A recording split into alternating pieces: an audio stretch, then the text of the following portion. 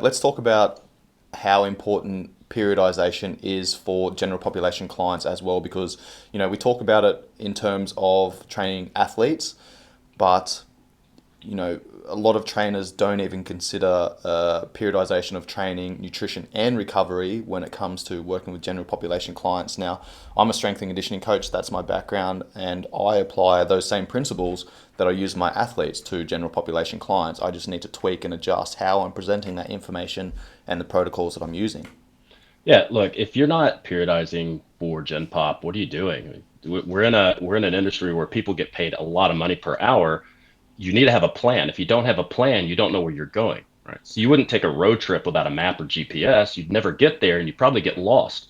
If we think about training should be specific adaptation to impose demand. The only way I get that is by saying, okay, what's the adaptation? Okay, what's the specific thing that gives me that adaptation?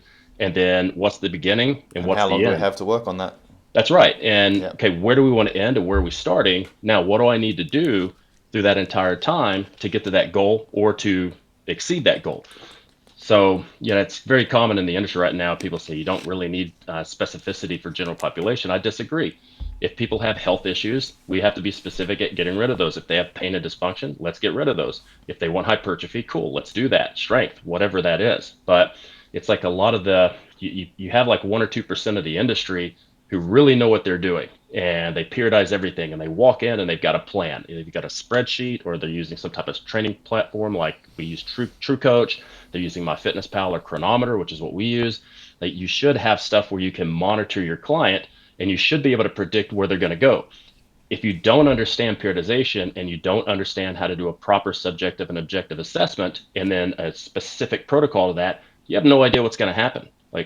When I get a client, I can tell them how long it's going to take for their blood pressure to get to a certain level, certain body fat, certain level of muscle leanness, certain amount of strength, and I can nail that on the money because I understand how to write the plan in a way that's going to progress them to that position hmm safely. Which is the brilliance of you as a coach and good coaches. Like, that is the art of coaching. You can tell people ahead of time what they can expect, so that Hmm. nothing is going to be a surprise for them. When we go through this period, this phase here, you're going to be in a caloric deficit. You're going to be depleted. You're going to be, it's going to affect your mood and your attitude and blah blah blah. You're getting closer and closer to that body composition goal. Your training's going to take a hit, your strength levels are going to come down, you're going to be feeling a little bit shit, blah blah blah. Like, you're telling people that stuff before they get to that Hmm. point, so that you're managing expectations essentially. And that is the art of coaching, is giving people the information to be able to understand ahead of time what they're going to experience. Yeah, and the thing is, if you can tell them ahead of time, you're being very proactive. When they get to that point where they're deep in the hole or where they're feeling a certain way, you've already told them they're going to feel that way, and you've also given them strategies of what to do about it, right? Okay, you're getting Mm-hmm. really, really hangry. Cool. Let's add in some Jello. Let's add in some more fiber. Let's add in more vegetables. Let's add in some stuff that's going to keep you more full so you don't feel that way. Or let's add in some more recovery methods, a little bit extra sleep. But you in order to do that, you need a few things. Number one, you need to understand biology. You need to understand basic biochemistry, basic exercise metabolism. You need to understand these things: functional anatomy, gross anatomy, functional anatomy.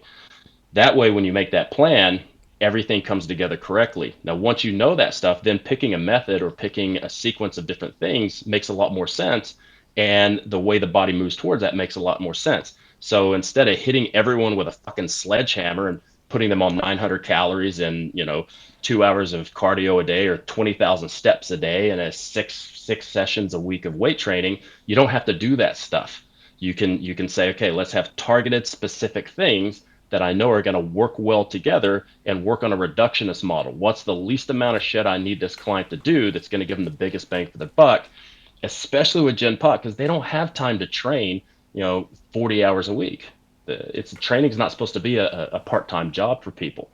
They've got kids, they've got bills, they've got work, they got a partner. You have to be more realistic with what they can do and what they can actually the time amount of time that they can actually commit to doing the stuff you need them to do.